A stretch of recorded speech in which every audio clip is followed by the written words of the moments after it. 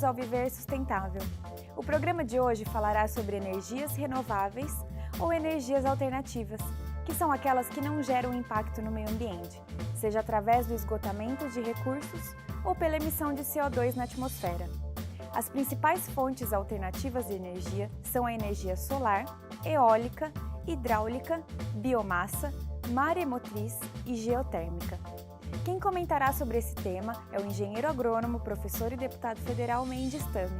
Olá, professor. Olá, Eria.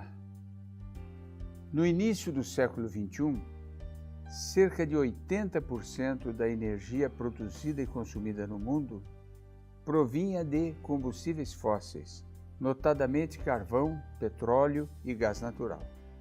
O problema é que esses combustíveis fósseis são finitos, ou seja, são disponíveis apenas em quantidades limitadas e um dia vão acabar. Além disso, eles, quando queimados, adicionam CO2, dióxido de carbono à atmosfera. Os cientistas acreditam que isto contribui para o aquecimento global.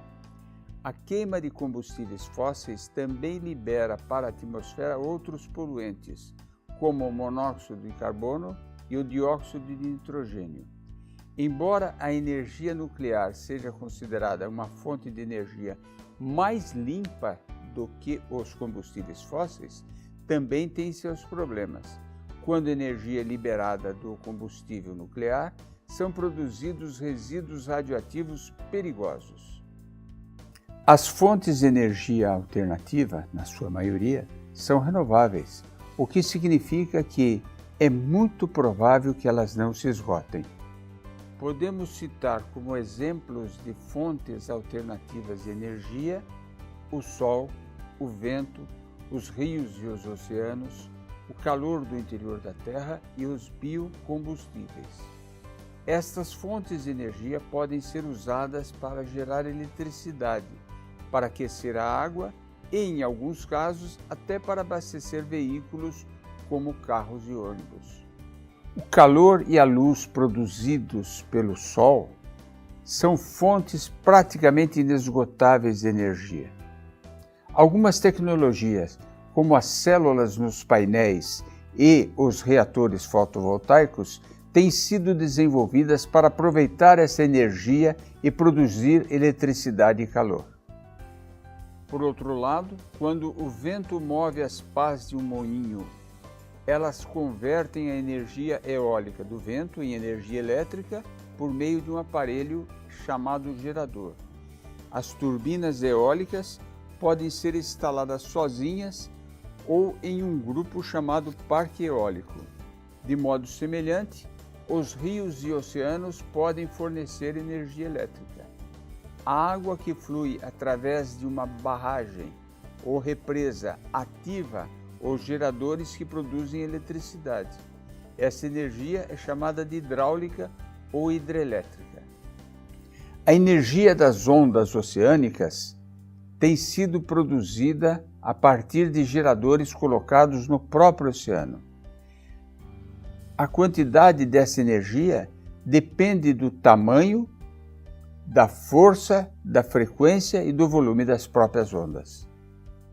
A usina das ondas, no porto de Pecém, no Ceará, foi a primeira usina de ondas da América Latina, porém hoje se encontra desativada após um período de testes em 2012 e 2013.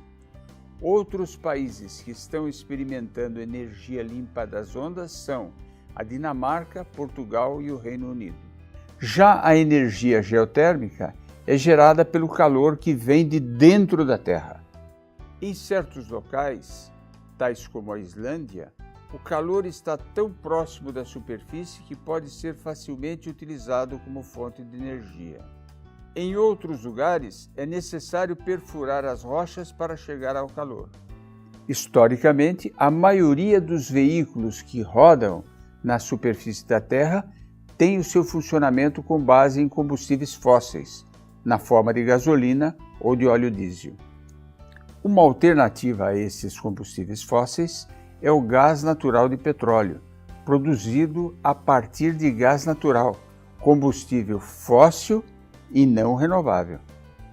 Já outra alternativa é o etanol, este sim renovável, produzido a partir de grãos como milho, a cana-de-açúcar ou a beterraba.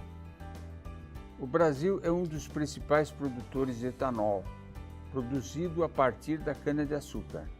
O etanol serve de combustível para os carros flex, carros híbridos movidos a gasolina e a álcool. O biodiesel, feito a partir de plantas oleaginosas, é outro combustível renovável. O etanol e o biodiesel são chamados de biocombustíveis, combustíveis produzidos a partir de matéria-prima vegetal ou animal. Hoje, alguns veículos já funcionam com células de combustível ou com baterias elétricas. As células de combustível, que, por exemplo, usam hidrogênio para gerar eletricidade, são muito semelhantes às baterias, porém duram muito mais tempo. No início do século XXI, muitos países começaram a adotar políticas para aumentar a quantidade de energia derivada de fontes renováveis. Porém, a transição para energias alternativas é cara e requer grandes alterações nos sistemas existentes. Mudanças em grande escala exigem que os governos e as empresas privadas apoiem e contribuam com legislação, regulação e recursos. Em resumo, as energias alternativas apresentam muitas vantagens, como, por exemplo, serem consideradas inesgotáveis à escala humana em comparação com os combustíveis fósseis. O seu impacto ambiental é menor do que o provocado pelas fontes de energia com origem nos combustíveis fósseis, carvão, petróleo e gás, uma vez que não produzem dióxido de carbono ou outros gases como efeito estufa. Permitem a criação de novos postos de emprego, reduzem a dependência energética da nossa sociedade face aos combustíveis fósseis, conferem autonomia energética a um país, uma vez que a sua utilização não depende da importação de combustíveis fósseis. Contribuem para a pesquisa em novas tecnologias que permitam melhor eficiência energética. Por outro lado, temos também algumas desvantagens, como, por exemplo, custos elevados de investimento em infraestrutura, impactos visuais negativos no meio ambiente, método de combustão da biomassa não é limpo, a energia hidrelétrica causa erosão de solos que pode ter impacto na vegetação do local. A energia solar tem custos iniciais muito elevados. A energia das ondas depende muito da localização e é bastante dispendiosa. A energia eólica tem custo inicial das turbinas muito elevado e produz muito barulho. Professor Tami, o que é a curva de aprendizagem? Nicholas Stern, economista inglês que preparou o seu famoso relatório, disse que as mudanças climáticas constituem a mais grave falha de mercado na história do capitalismo. Como é que eu corrijo uma falha de mercado? A única forma é através da atuação do Estado, da atuação do governo. Foi o que ocorreu 30 anos atrás, quando se instalou o Proálcool, quando se estabeleceu o Proálcool no país. O governo fez uma brutal, uma incisiva intervenção no mercado. Naquela época, o custo de produção de 1 litro de álcool era mais que o dobro do custo de produção de 1 litro de gasolina. O que fez o governo? Bancou a diferença, subsidiou para que aquilo que era antieconômico ficasse viável, ficasse economicamente factível. 30 anos depois, o que é que ocorreu? Instalou-se uma curva de aprendizagem, a cada ano se produziu o álcool cada vez mais barato, mais eficiente e hoje, nas bombas, 1 litro de álcool custa ao consumidor 40% mais barato do que 1 litro de gasolina. Se não tivesse havido a intervenção do governo, as forças de mercado não deixariam existir hoje 1 litro de álcool. Não haveria Proálcool, não haveria carro flex. A mesma coisa precisa ocorrer hoje com a energia eólica, com a energia solar, com a energia da biomassa da queima do bagaço. É preciso que o governo intervenha, que nos editais dos leilões para fornecimento da energia elétrica nos próximos anos, haja um diferencial, alguma vantagem que privilegie as energias renováveis. Caso contrário, vai continuar acontecendo o que já aconteceu nos últimos leilões da Agência Nacional de Energia, da ANEEL. Vão ganhar as termoelétricas movidas a carvão, movidas a gás, movidas a diesel. Não percam no próximo bloco a matéria sobre produção de energia elétrica a partir do bagaço de cana. Vamos assistir agora uma matéria sobre a importância da produção de energia elétrica a partir do bagaço de cana. Um canavial do tamanho de um campo de futebol pega fogo em menos de 5 minutos. Espalhadas pelo vento, elas engolem apenas a palha. A cana sobrevive à queima porque a maior parte do gomo contém água. Depois de espremida, a garapa vai produzir açúcar e álcool. E o bagaço, energia. Os professores do Departamento de Engenharia Rural insistem. A cana-de-açúcar precisa ser melhor aproveitada na geração de energia. Tendo hoje usinas de destilarias de açúcar e álcool, transformá-las em também usinas geradoras de eletricidade, com uma conotação não apenas econômica que favoreceriam esses empresários, mas uma conotação social muito mais ampla, uma conotação de respeito ao ambiente muito mais ampla. Por quê? Você vai ter geração de energia localizada, distribuída em mais de uma centena de pequenas usinas geradoras, atendendo regionalmente, com redução de custos de linhas de transmissão, com diminuição dos eventuais apagões que possam ocorrer e com respeito ao meio ambiente, porque você está sob controle queimando aquele material que hoje ainda é queimado no campo. Alguns países do mundo também aproveitam a palha para a geração de energia, e esta tem sido a proposta dos cientistas brasileiros. Veremos agora como é o processo industrial para a produção de energia elétrica a partir do bagaço de cana. Depois de lavada, a cana passa por gigantescas moendas, onde será esmagada até produzir toneladas de litros de garapa. Toda a operação é mecânica, monitorada com a ajuda de computadores a partir de uma sala de controle. Parte da garapa extraída da cana vem para a destilaria, onde é transformada em álcool. A outra parte vem para cá, onde é produzido o açúcar.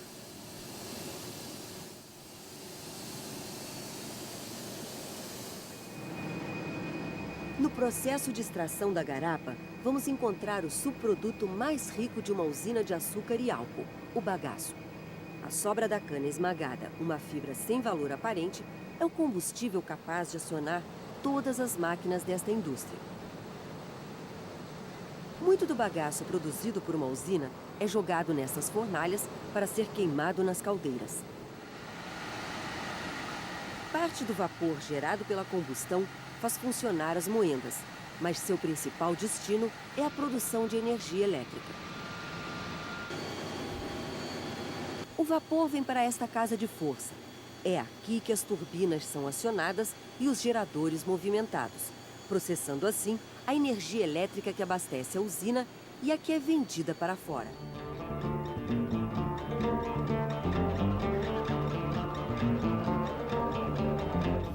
Professor Tami, por que o fim das queimadas pode contribuir para o meio ambiente e para a geração de energia elétrica? No estado de São Paulo foi assinado um protocolo entre produtores de cana, produtores de álcool e o governo, antecipando o fim das queimadas. Isto é muito bom para o ambiente, porque diminui as emissões de gases do efeito estufa, de CO2.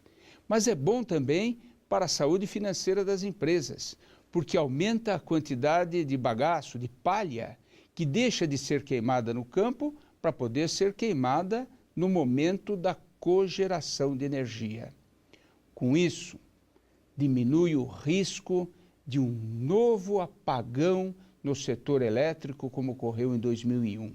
E mais ainda, quando todas as destilarias produtoras de álcool, quando todas as usinas produtoras de açúcar estiverem cogerando energia elétrica com a queima do bagaço, nós estaremos resolvendo um problema ambiental, onde colocar esse bagaço, transformando-o em solução, uma contribuição para o setor elétrico e, mais ainda, gerando a energia somada equivalente à produção de uma Itaipu. Não deixem de assistir em nosso próximo bloco a entrevista que o deputado Mendes Tame fez com Carlos Roberto Silvestrin sobre o maior aproveitamento do bagaço de cana para a geração de energia elétrica. O Viver Sustentável está de volta com o tema energia elétrica e hoje o programa conta com a presença de Carlos Roberto Silvestrin, que é vice-presidente da Associação de Indústria de Cogeração de Energia. Silvestrin, muito obrigado pela sua presença. Estamos à disposição, agradeço a todos a oportunidade. Silvestrin, o que é a cogeração de energia e esse é um processo capaz de ajudar na produção de energia do país? A cogeração de energia é a utilização de uma fonte primária, por exemplo, o gás natural ou a energia de biomassa, para a produção de uma ou mais fontes de energia. No caso, pode ser uma energia elétrica e uma energia térmica, pode ser tanto vapor como água quente, água gelada ou até outras utilidades de processo. No caso da cogeração de energia pela queima do bagaço, por que até hoje tão poucas usinas aderiram ao programa?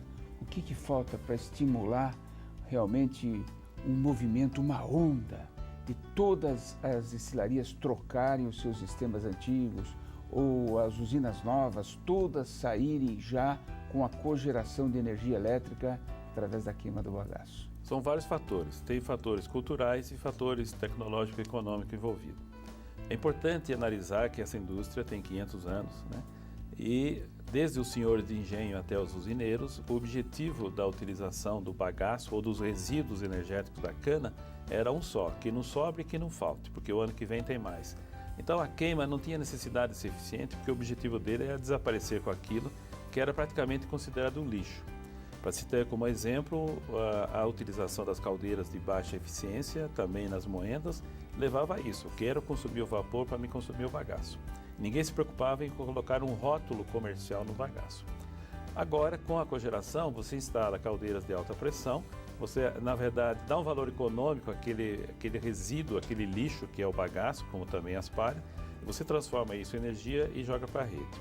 No programa que nós temos aqui em São Paulo de redução da eliminação do uso do fogo na colheita, passando para a colheita de cana verde, é como se nós estivéssemos fazendo a seguinte transformação. Eu transformo aquele calor do fogo mais a fumaça em fuligem em luz. Luz que alimenta, por exemplo, esse auditório aqui. Isso é uma mudança radical de comportamento. Só que nem todos conseguem acompanhar na mesma velocidade. Você eliminar o bagaço produzindo energia elétrica é transformar um problema em uma solução. Correto. Portanto, deveria ter todo estímulo no sentido de conseguir fazer avançar essa política pública. Aí a gente nota o seguinte, nós temos, por exemplo, instalado no Brasil praticamente 2.000 megawatts de energia para exportação, não é da total instalada. Esse programa começou recente, 2005 para cá, que a gente começou a estimular, principalmente com linhas de financiamento que propiciam a troca das caldeiras de 21 bar, de 21 quilos, por caldeiras de alta pressão acima de 90 quilos. Isso leva a uma vantagem econômica, onde, com certeza, dentro de 8 ou 10 anos, o segundo produto em valor econômico da indústria açúcar-energética será a energia elétrica. O primeiro será o etanol, o segundo a energia elétrica, o terceiro o açúcar. Isso está trazendo uma reviravolta nos projetos. Todos os projetos novos já contemplam a utilização de caldeiras, de sistema de cogeração, mas nos projetos existentes, que nós chamamos de retrofit, esse processo é um pouco mais lento e um pouco mais complexo de se fazer, porque não é apenas trocar a caldeira. Você tem uma instalação, quer dizer, como se fosse uma casa, você tem que fazer uma reforma geral às vezes, então aproveitar só praticamente a estrutura do alicerce. Esses processos são mais demorados, você tem que fazer simultaneamente ao processamento da cana na safra. Então, praticamente se constrói uma unidade separada para vir acoplando à medida que você vai fazendo essa migração. Mas isso vai acontecer porque a tendência é cada vez mais valorizar essa energia pela importância que ela tem, e aí certamente nós vamos ter 2 ou mais Itaipu que estão adormecidas apenas no interior de São Paulo, que pode se transformar em energia para movimentar esse país. O que deve ser feito para que não falte energia elétrica para a população e o que fazer para diminuir o seu custo? Primeiro, a questão do abastecimento. É muito importante que a população use a energia de uma forma racional, seja na atividade doméstica, seja na atividade de produção, seja na atividade comercial. Para isso, temos uma série de programas de incentivo, de racionalização, de eficiência energética. Isso é um programa, mas está muito ligado também à nossa cultura. Nós precisamos ficar vigilantes na questão do desperdício de energia. Muitas vezes deixamos todas as luzes acesas desnecessariamente, não observamos que o abrir e fechar a porta da geladeira, que fica muito tempo, ou enfim, todas essas formas são sempre de eficiência. A outra questão é o preço da energia. O preço da energia está relacionado ao volume de investimento que você tem que fazer e uma qualidade de serviço que tem que ser praticado. Se a população quer uma energia que não tenha sobressalto de falta de energia, nós temos que ter uma condição de atender a diversidade de produção, que é base hidrelétrica, complementada com térmicas. O que está acontecendo é que nós tivemos muita operação térmicas a óleo e combustível, que elas operando, o preço dessa energia é muito elevado. Então, as tarifas que estão sendo praticadas esse ano estão influenciadas por essa geração térmica que foi feita no ano passado e também ainda está acontecendo neste ano. O que nós precisamos fazer? Parar de comprar energia térmica de óleo, por exemplo, que é importado, que é uma energia mais cara, e aproveitar essa energia cuja disponibilidade está aqui, que é no caso da biomassa, da cana. Eu te falei, nós temos mais que 2 Itaipu adormecidas aqui para utilizar.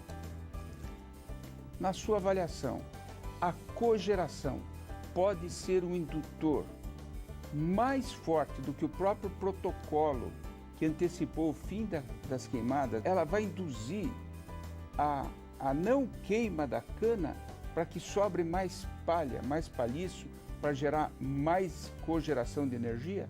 Certamente isso vai acontecer e já está acontecendo. Uma usina tradicional de 2,5 milhões de toneladas por safra, ela tem hoje uma autoprodução de 8, 10 megawatts. Ao aproveitar a palha mais o bagaço, não plenamente toda a palha, ainda 70% dela, 30% fica no solo, ela vai passar por uns 40 megawatts, ou seja, ela vai multiplicar por 4 a capacidade de produção de energia. Então ela vai precisar acertar só a sua conexão. Muito obrigado pela sua participação e pela valiosa colaboração. Conheça agora como estão os preços por tonelada dos principais materiais destinados à reciclagem. Preço da tonelada do material reciclável para a cidade de Belo Horizonte. Papelão, R$ 430. Latas de aço, R$ 300. Alumínio, R$ 3.400. Plástico rígido, R$ 1.400. E PET, R$ 1.700. Participe você também do nosso programa. Mande sugestões de temas e perguntas para contato@viversustentável.net ou acesse nosso arquivo de matérias pelo site viversustentável.net. O Viver Sustentável fica por aqui e lembre-se, para mudar o mundo precisamos fazer a nossa parte e a sustentabilidade é o caminho. Até o próximo programa.